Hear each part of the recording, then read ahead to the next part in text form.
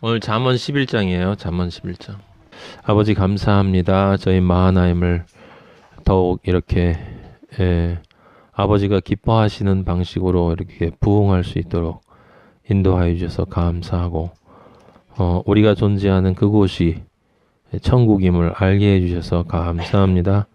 아버지 이미 아버지의 아들 된 자들이 아버지의 길을 가는 이 과정에 우리가 기뻐하는 것은 우리 아버지를 만날 때뿐이오니 아버지 말씀을 통해서 저희를 다시 한번 만나 주시고 아버지가 저희를 얼마나 사랑하시고 기뻐하시고 귀하게 여기시는지를 정말 깨달아 알아서 아버지가 정말 기뻐하시는 또 아들이 될 수 있도록 인도하여 주시옵소서. 아버지의 아들이 된 많은 사람들 축복하여 주시고 아버지 아직도 망설이며 아버지 썩을 것과 영원한 것 사이에서 양다리를 걸쳐놓고 고민하고 있는 사람들 불쌍히 여겨주시고 눈을 뜨게 하여 주시고 바라볼 수 있도록 하여 주시옵소서.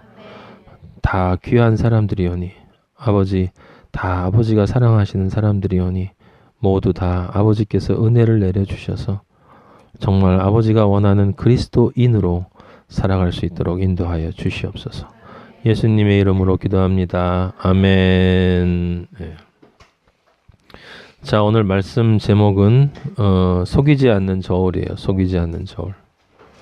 1장 1절에 바로 나와 있어요. 11장 1절에 속이는 저울은 여호와께서 미워하시나 공평한 추는 그가 기뻐하시느니라 라는 말이 나와 있습니다. 거기 속이는 저울이 아닌 속이지 않는 저울. 이게 오늘 말씀 제목이에요. 잠언은 어려운 책이에요. 네. 제가 그 많은 분들의 말씀을 이렇게 확인해 보는데 이 잠언책을 아버지가 기뻐하시는 방식으로 이렇게 선포되어지는 경우가 굉장히 드물어서 지금 11장도 여러분이 읽어서 알겠지만 각 절이 이렇게 따로따로 노는 것 같고 그리고 다 그 말이 그 말 같아요. 좋은 말이 좋은 말 같지만 또 여러분 가운데는 지금 읽으면서 틀림없이 좀 지루하다라는 생각을 한 사람도 있을 거예요. 당연히 그럴 수밖에 없어요. 그건 아버지의 영의 천국으로 들어가서 이 글을 보지 않으면 이 글이 가지고 있는 의미를 바로 알 수가 없기 때문에 그래요. 지금 우리가 1절 읽은 것처럼 대부분의 사람들이 이걸 다 욕으로 읽기 때문에 이 사람들이 장사할 때 또는 사회에서 이렇게 돈 가지고 거래를 할 때 고객을 속이지 마세요. 그거는 인간 사회에서 도덕적으로도 옳지 않은 일이지만 하나님도 그런 거 기뻐하지 않으십니다. 그래서 하나님 믿는 사람은 항상 정직하게 이렇게 장사도 하고 인간 관계에서도 하고 서로 이렇게 사기치고 이러면 안 됩니다 라는 말로 1절을 그렇게 해석을 해요. 조금 나은 사람은 이제 혼의 차원에서 그 마음을 바르게 먹어라 라는 말로 그리고 늘 공평한 사회 공정성 사람들이 얘기하는 페어니스라고 하는 공정함과 공평함이 이 사회를 지배할 수 있도록 그렇게 사회를 바른 사회로 이끌도록 노력해야 된다 라고 하는 사람도 있어요. 그리고 심지어 어떤 사람은 이 11장 한 절 한 절이 이제 각각의 절이 서로 다른 개별적인 훈계를 하는 것이기 때문에 그 개별적인 훈계를 잘 받아서 사십시오 라고 하는 사람도 있고 크게 나눠서 13절에 보면은 말을 조심하라고 그래서 언어 관리하라고 하고 17절에 보면은 인자가 나오니까 영성 관리하라고 그러고 24절에 구제에 대한 얘기가 쭉 몇 절 나오니까 재정 관리를 하라고 그러고 27절에 시간 관리하라 뭐 이런 별의별 얘기를 너무나 아름답게 하는 사람들을 제가 그 사실은 좀 안타깝기도 하지만 참담하기도 해요. 잠언은 거의 제대로 읽는 글을 제가 본 적이 없습니다.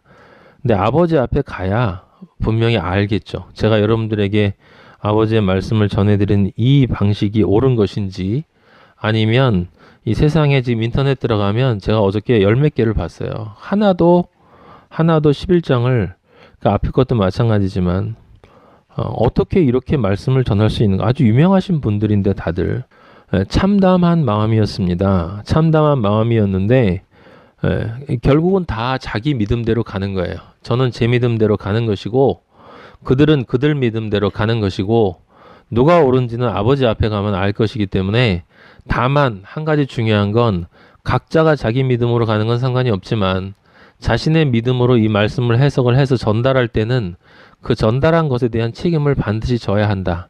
저는 책임질 준비가 되어 있기 때문에 여러분들에게 아버지가 저에게 주시는 그 마음이라고 믿는 그 마음대로 여러분에게 말씀을 전해드리는 거예요. 성경은 어떤 것 하나도 세상에 관련된 이야기가 있는 게 아니다 라고 말씀을 드렸고, 영적인 관점으로 예수 그리스도의 십자가를 통해서 성경이 해석되어지지 않으면 그 어떤 것도 사실은 세상에서 잘 먹고 잘 살려는 것이기 때문에, 그럼 성경이라는 책이 다른 책과 다를 바가 없다. 그런 책이라면 저는 읽고 싶은 마음이 없어요. 왜냐하면 이것 말고도 세상에 관련된 책들은 좀 더 논리적이고 좀 더 합리적이고 좀 더 설득력 있는 책들이 쎄였어. 그러니까 그런 책들을 찾아서 읽으면 되는데, 이게 장사가 안 되니까 성경을 들어서 그런 이야기를 해주면서 종교라는 이름으로 아버지를 팔아서 장사를 헤쳐먹고 있는 그 사람들이 아버지 앞에 반드시 설 때가 있을 것이다. 여러분들은 성경 말씀을 대할 때 이게 하나님 아버지의 말씀이다라는 생각을 하고 대해야 돼요. 그렇지 않으면 잠언 읽으면 바로 이게 옛날 무슨 교훈집처럼 보이기 때문에, 하나님 아버지의 말씀이에요. 하나님 아버지의 말씀. 제발 부탁하니까 그걸 잊어버리시면 안 돼요. 성경 어디를 읽어도 하나님 아버지의 말씀이에요. 그러니까 이 세상에 있는 다양한 사례들을 끄집어내서 성경 말씀을 해석하려고 하면 안 되고, 이 세상의 인간의 언어로 이걸 해석하려고 하면 안 된다. 간절한 마음으로 하나님 아버지 앞에 기도를 해야 돼요. 저도 11장 읽을 때 동일한 생각을 했습니다. 다 그 말이 그 말 같고 각 절이 따로 놀아요. 1절, 2절, 3절 전부 따로 노는 것 같고, 그래서 성경은 여러분도 이제 어느 정도 이해했을 거라고 생각하는데, 옛날에 무슨 모험 영화 보면 솔로몬의 보물을 찾는다고 어디 가가지고 동굴 속 깊이 들어가면 보물이 산더미처럼 나오잖아요. 그럼 사람들이 깜짝 놀라잖아. 성경은 그것의 수억만 배 많은 보물이에요. 성경 말씀은. 그래서 캐도 한이 없이 나와요. 이 11장 1절만 가지고도 많은 이야기를 할 수 있는데, 그 많은 이야기를 할 때 그것도 하나님 아버지의 의미로 우리가 이해를 해야 되겠다. 자, 육의 의미는 당연히 아닙니다. 세상에서 정직하게 살아라 그런 이야기 아니에요. 마음, 혼의 관점도 아닙니다. 아버지가 그런 사람을 복준다는 뜻 절대로 아닙니다. 간단하게 이제 두 가지 의미로 우리가 생각해 볼 수가 있는데, 첫째는 아버지가 이런 사람을 원한다라고 생각할 수가 있겠죠. 우리 하나님 아버지는 속이는 저울을 사용하는 사람은 안 좋아한다. 공평한 추를 가지고 있는 사람을 좋아한다. 이렇게 생각할 수 있을 거예요. 공평한 추라고 할 때 이 공평한 추는 우리가 무엇을 생각해야 되냐면, 이것을 가지고 무엇을 재느냐라고 하는 생각을 해야 돼요. 거기 저울에다가 무엇을 올려놓는가라는 생각을 해야만 우리가 이게 이해가 됩니다. 그럼 아버지 하나님이 저울을 놓으셨는데, 저울을 놓으시고 한쪽에 사람을 놓고 그 한쪽에다가 뭘 놓고 그 저울이 무게가 똑같은지를 재겠냐라고 하는 것을 생각을 해보세요. 그건 당연히 오른쪽에, 우리 하나님 아버지가 잴 때 그 오른쪽에 아버지가 놓는 돌은 바로 의의 돌이에요. 의의 돌. 공평한 추라고 하는 것은 그 의의 돌이 오른쪽에 올려져 있고 사람을 왼쪽에다 올렸을 때 그것이 정말 제대로 잴 수 있는 거냐. 실제로는 그게 무게가 안 맞는데도 공평하게 나타나면 안 되는 거고, 반드시 그 사람과 그 사람의 행위와 하나님 아버지가 원하시는 의, 그때 그 의라고 하는 것은 하나님의 아들로서의 의, 그 의라고 하는 돌과 저울, 한쪽에 흰 돌, 예수 그리스도의 의가 되는 그 흰 돌, 그 생명의 돌이 한쪽에 올려져 있고, 그 생명의 돌에 정확하게 수평으로 부합되는가를 잴 수 있는 그 저울을 하나님 아버지가 기뻐하신다라고 하는 그 뜻이에요. 그러면 그 저울을 가지고 있다라고 하는 것은 뭐냐면, 그 저울을 가지고 있는 것처럼 사람을 바라볼 수 있고 평가할 수 있어야 한다는 뜻이에요. 그러니까 어떤 사람이 있을 때, 쟤는 예수 그리스도의 의와 정확히 부합한다. 올려놓으면 딱 수평으로 만들어져서 그 무게가 정확하게 예수 그리스도의 의의 무게이기 때문에 모자람도 없고 나음도 없다. 이렇게 평가를 하는 그것을 공평한 추라고 얘기하는 것, 또는 공평한 저울이라고 얘기하는, 또는 속이지 않는 저울이라고 하는 것이고, 그것을 가지고 있는 사람을 하나님 아버지가 기뻐하신다라는 뜻으로 우리는 이해할 수 있어요. 근데 우리도 알고 있는 것처럼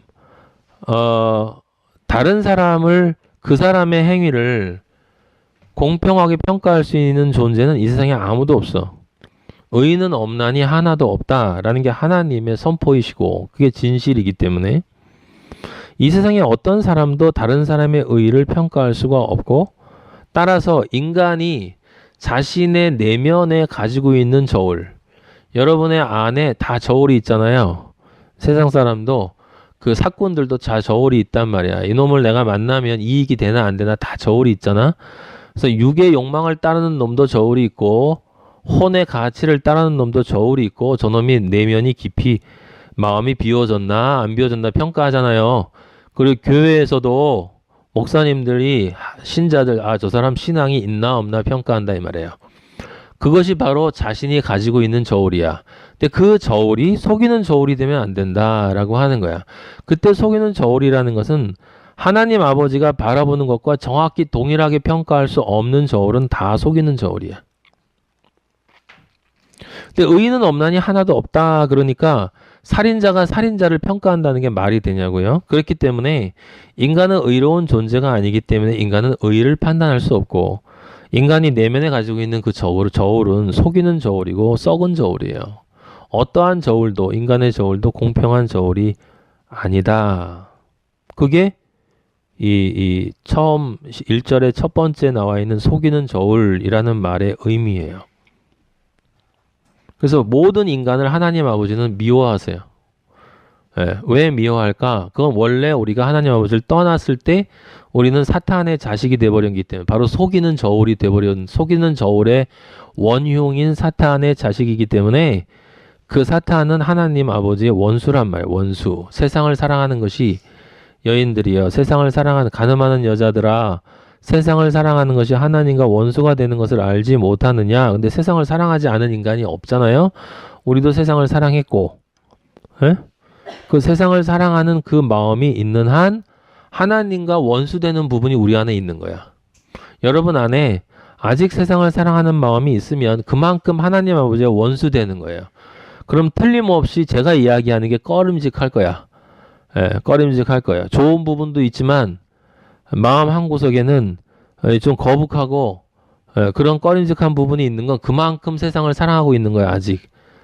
본인이 알 거예요. 저는 저울이 아니기 때문에, 저는 공평한 추가 아니니까 여러분을 판단할 수가 없어요. 근데 하나님이 기뻐하시는 그러면 공평한 추를 가진 그 사람이 누구냐? 바로 예수 그리스도이시다. 그래서 공평한 추를 가지고 계신 분은 바로 예수 그리스도이시잖아요. 예수 그리스도가 우리와 같은 속이는 저울로 오셔서, 그죠? 아주 공평한 추이셨던 예수 그리스도가 우리와처럼 속이는 저울로 오셔서 그 속이는 저울이 자기는 안 속인다고 까불었던 그 가증한 행위에 받을 수밖에 없는 그 저주를 넘겨받아서 속이는 저울이 되셔서 하나님의 공평한 추, 하나님의 공평한 추에 맞는 그 공평한 심판의 자리인 십자가에 달리셔서, 사실은 공평한 추가 십자가죠 뭐. 그 십자가에 달리셔서 그 우리의 죄값에 상응하는 형벌을 받으셔서 의의 추, 하나님의 의의 추를 정확히 우리를 올려놨을 때 요 놈이 의로운 놈이구나 라고 우리가 평가받을 수 있도록 의의 추를 다시 수평으로 만들어주신 분이 예수 그리스도시다 이 말이야. 그 예수 그리스도를 의미하는 것은 예수 그리스도의 바로 그 사랑을 의미하는 것이고, 그 사랑은 바로 골고다의 십자가다. 그래서 공평한 추는 바로 골고다에 달리신 예수 그리스도의 십자가, 그 십자가가 공평한 추예요, 여러분. 다른 저울 없어요. 그게 바로 저울이야, 저울. 그 십자가에 달아보면, 여러분과 저를 우리 하나님 아버지가 십자가에 달아보면 요 놈이 왼쪽으로 빠질 놈인지 오른쪽으로 빠질 놈인지가 바로 드러나. 예, 바로 드러나요. 모든 존재가 바로 그 십자가의 저울추에 딱 달아보면 그 십자가의 그 가치, 십자가의 그 무게에 정확하게 동일하게 맞아 떨어지는지 아니면 모자라는지 넘쳐버리는지 그런 것을 확인할 수가 있다. 그래서 이 공평한 추인 십자가는 딱 두 가지밖에 안 재요. 뭘 재요? 합격, 불합격. 얘는 합격, 얘는 불합격. 조금 모질라요? 조금 넘쳐요? 그런 거 없어요. 딱 맞아요. 합격. 조금 틀려요? 불합격이야. 불합격. 그 합격과 불합격을 결정하는 게 누구였어요? 바로 솔로몬의 지혜였잖아. 솔로몬의 지혜. 예? 솔로몬의 지혜.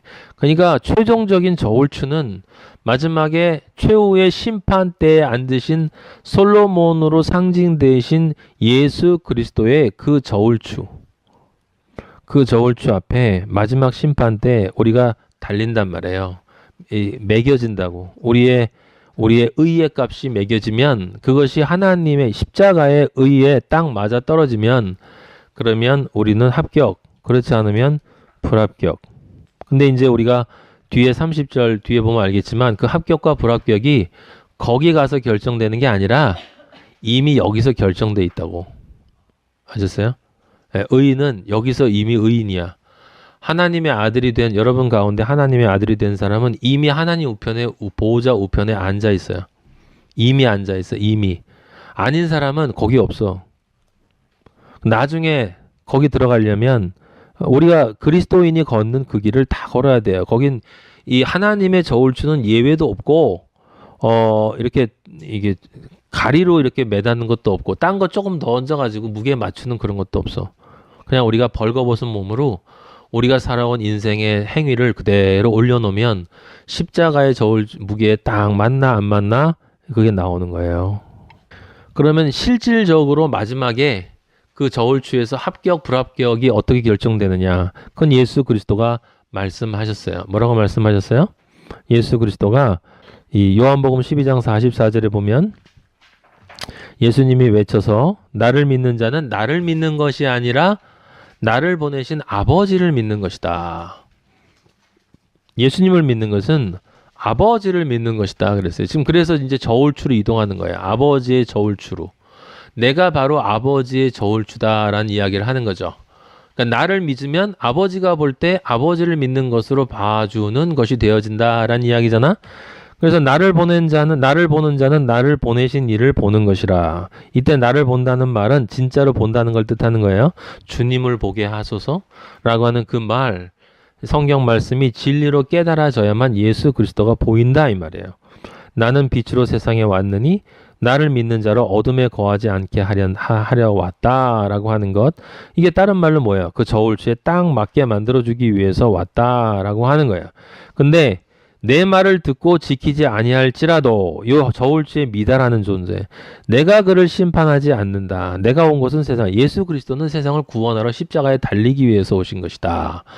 그런데 나를 저버리고 나를 받지 아니한 자를 심판할 때가 있다. 그때 저울추가 딱 재어졌을 때 그게 바로 뭐냐면 내가 한 그 말. 지금 예수 그리스도로부터 나오는 모든 말이 마지막에 그를 심판하는 거예요. 아시겠습니까? 그 말이 심판한다는 건 뭐예요? 결국 하나님의 말씀이 심판하신다는 거야. 하나님의 말씀. 이 세상에 육체로 온 예수라고 하는 존재가 심판하는 게 아니란 말이에요. 그 육체로 온 예수는 땅에 거기서 죽고 썩지 않아야 할 육체로 다시 부활한다 그랬죠. 그래서 신령한 몸으로 예수 그리스도가 말씀으로 온전한 말씀의 육, 말씀의 혼, 말씀의 영이 되어질 때 그 말씀이 우리를 심판하게 된다. 그 49절에도 나를 보내신 아버지가 말한 것을, 명령한 것을 나는 말하는 것 뿐이다. 그 심판을 누가 한다는 얘기예요? 아버지가 하는 거야. 근데 실제로는 예수 그리스도가 하세요. 왜? 예수 그리스도와 아버지는 하나이기 때문에. 50절에 나는 그의 명령이 영생인 줄 아노라. 그러므로 내가 이르는 것은 뭐라고 써 있어요?